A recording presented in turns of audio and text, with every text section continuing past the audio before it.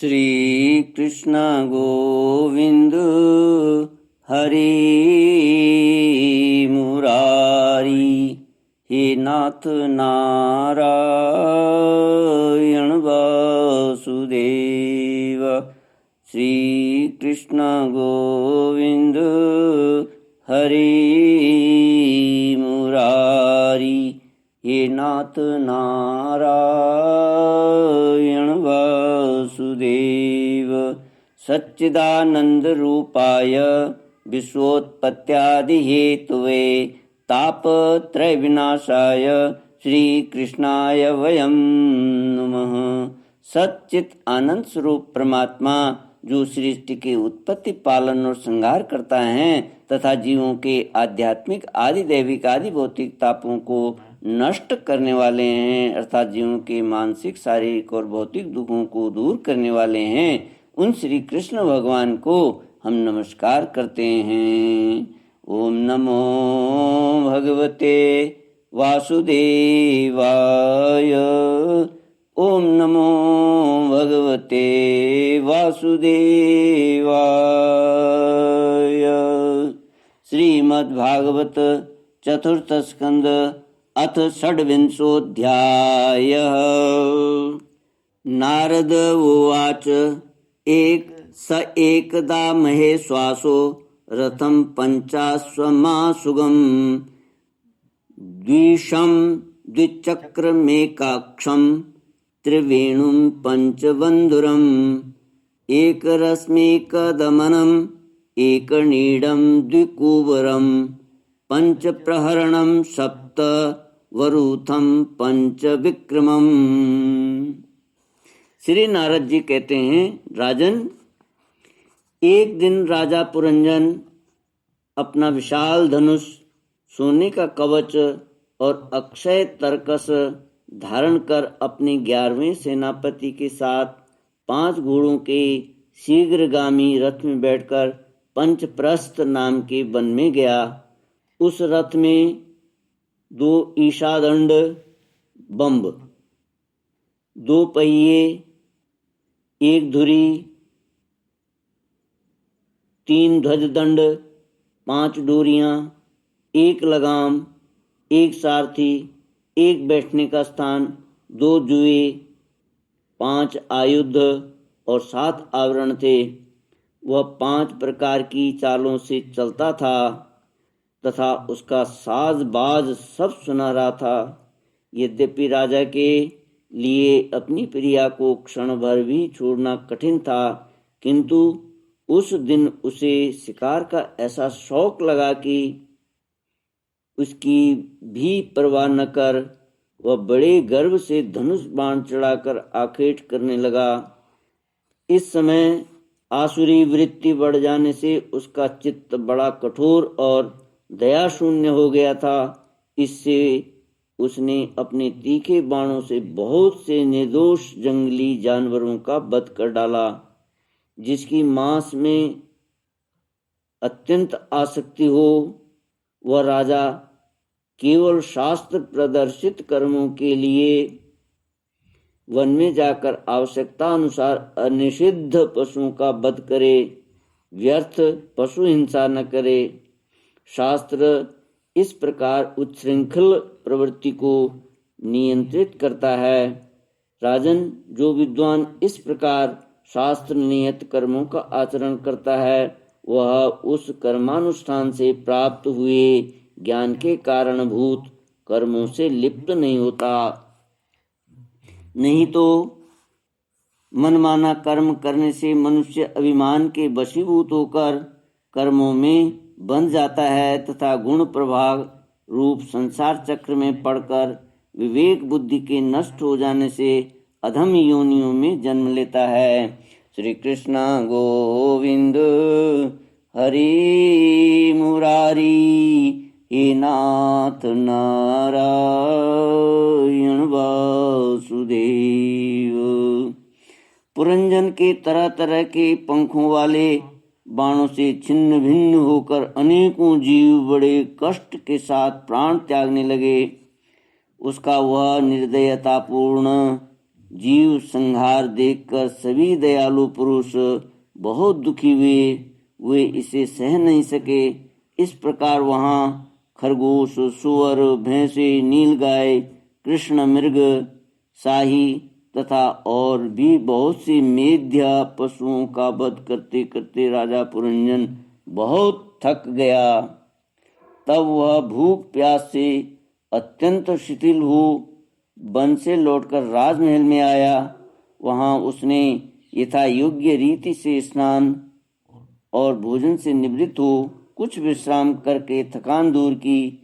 फिर गंध, चंदन और माला आदि से वह अंगों में सुंदर सुंदर पहने। तब उसे अपनी प्रिया की याद आई। वह भोजन आदि से तृप्त, हृदय में आनंदित, मद से उन्मत्त और काम से व्यथित होकर अपनी सुंदरी भार्या को ढूंढने लगा, किंतु उसे वह कहीं भी दिखाई न दी। प्राचीन बरही तब उसने चित्त में कुछ उदास होकर अंतःपुर की स्त्रियों से पूछा, सुंदरियों, अपनी स्वामिनी के सहित तुम सब पहले की ही तरह कुशल से हो न? क्या कारण है आज इस घर की संपत्ति पहले जैसी सुहावनी नहीं जान पड़ती? घर में माता अथवा पति परायण भार्या न हो तो वह घर बिना पहिए के रथ के समान हो जाता है। फिर उसमें कौन बुद्धिमान दीन पुरुषों के समान रहना पसंद करेगा? अतः बताओ, वह सुंदरी कहाँ है जो दुख समुद्र में डूबने पर मेरी विवेक बुद्धि को पद पद पर जागृत करके मुझे उस संकट से उबार लेती है? श्री कृष्ण गोविंद हरे मुरारी, हे नाथ नारायण वासुदेव। स्त्री ने कहा, नरनाथ, मालूम नहीं आज आपकी प्रिया ने क्या ठानी है। शत्रुदमन, देखिए वे बिना बिछोने के पृथ्वी पर ही पड़ी हुई है। नारद उवाच पुरंजन स्वमहिषीं निरीक्ष्यावधूतां भुवि तत्संगोमथितज्ञानो वैक्लव्यं परमं ययो। श्री नारद जी कहते हैं, राजन, उस स्त्री के संग से राजा पुरंजन का विवेक नष्ट हो चुका था, इसलिए अपनी रानी को पृथ्वी पर अस्त व्यस्त अवस्था में पड़ी देखकर वह अत्यंत व्याकुल हो गया। उसने दुखित हृदय से उसे मधुर वचनों द्वारा बहुत कुछ समझाया, किंतु उसे अपनी प्रेयसी के अंदर अपने प्रति प्रणय कोप का कोई चिन्ह नहीं दिखाई दिया। वह मनाने में भी बहुत कुशल था, इसलिए अब पुरंजन ने उसे धीरे धीरे मनाना आरंभ किया। उसने पहले उसके चरण छुए और फिर गोद में बैठाकर बड़े प्यार से कहने लगा। पुरंजन बोला, सुंदरी, वे सेवक तो निश्चय ही बड़े अभागे हैं जिनके अपराध करने पर स्वामी उन्हें अपना समझकर शिक्षा के लिए उचित दंड नहीं देते। सेवक को दिया हुआ स्वामी का दंड तो उस पर बड़ा अनुग्रह ही होता है। जो मूर्ख हैं उन्हीं को क्रोध के कारण अपने हितकारी स्वामी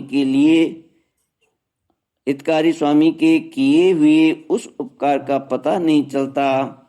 सुंदर दंतावली और मनोहर भवों से शोभा पाने वाली मनस्विनी, अब यह क्रोध दूर करो और एक बार मुझे अपना समझकर प्रणय भार तथा लज्जा से झुका हुआ एवं मधुर मुस्कानमयी चितवन से सुशोभित अपना कोमल मुखड़ा दिखाओ। अहो, भ्रमर पंक्ति के समान नीली अलकावली उन्नत नासिका और सुमधुर वाणी के कारण तुम्हारा वह मुखारविंद कैसा मनोमोहक जान पड़ता है। वीर पत्नी, यदि किसी दूसरे ने तुम्हारा कोई अपराध किया हो तो उसे बताओ। यदि वह अपराधी ब्राह्मण कुल का नहीं है तो मैं उसे अभी दंड देता हूँ। मुझे तो भगवान के भक्तों को छोड़कर त्रिलोकी में अथवा उससे बाहर ऐसा कोई नहीं दिखाई देता जो तुम्हारा अपराध करके निर्भय और आनंद पूर्वक रह सके। प्रिय, मैंने आज तक तुम्हारा मुख कभी तिलकहीन, उदास, मुरझाया हुआ, क्रोध के कारण डरावना, कांतिहीन और स्नेह शून्य नहीं देखा, और न कभी तुम्हारे सुंदर स्तनों को ही शोकाश्रुओं से भीगा हुआ तथा बिंबा फल सदृश अधरों को स्निग्ध केसर की लाली से रहित देखा। मैं व्यसनवश तुमसे बिना पूछे शिकार खेलने चला गया, इसलिए अवश्य अपराधी हूँ। फिर भी अपना समझकर तुम मुझ पर प्रसन्न हो जाओ। कामदेव के विषय बाणों से अधीर होकर जो सर्वदा अपने अधीन रहता है, उस अपने प्रिय पति को उचित कार्य के लिए भला कौन कामिनी स्वीकार नहीं करती। श्री कृष्ण गोविंद हरि मुरारी, हे नाथ नारायण वासुदेव। इति श्रीमद्भागवते महापुराणे पारमहंस्यां संहितायां चतुर्थस्कन्धे पुरञ्जनोपाख्याने षड्विंशोऽध्यायः। ॐ पूर्णमदः पूर्णमिदं पूर्णात् पूर्णमुदच्यते पूर्णस्य पूर्णमादाय पूर्णमेवावशिष्यते। ॐ शान्ति शान्ति शान्ति। हरि ओम। श्री गुरुभ्यो नमः। हरि ओम।